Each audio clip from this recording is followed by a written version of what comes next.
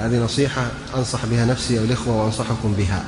لا تنقطع عن القرآن أبدا مهما حصل لك من ظرف، مهما حصل لك من شغل، مهما حصل لك من ظروف وأحوال، لا تنقطع عن القرآن ولو صفحة واحدة يوميا.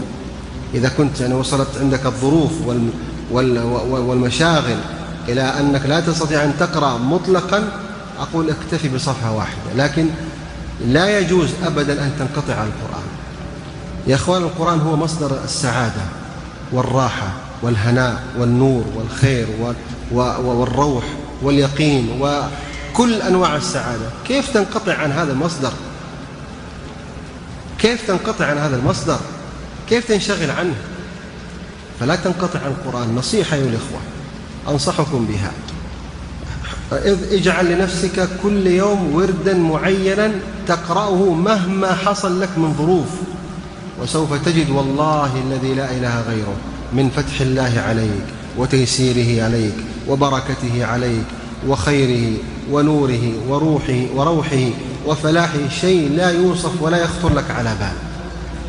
يقول أحد العلماء وهو إبراهيم بن عبد الواحد المقدسي يوصي أحد طلابه، يقول عليك بقراءة القرآن، كلما أكثرت من قراءة القرآن يفتح الله عليك ما لا يخطر لك على بال. يقول فوجدتها والله في نفسي وفي طلبي للعلم وفي حياتي، كلما أكثرت من قراءة القرآن أرى من تيسير الله عز وجل ومن بركة هذا القرآن الشيء العظيم الذي لا يخطر على بالي ولا يوصف.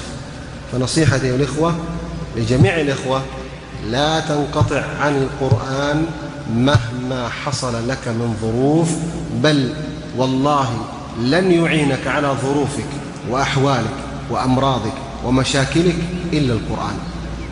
فجرب ذلك تجد ما أقول لك صحيحا.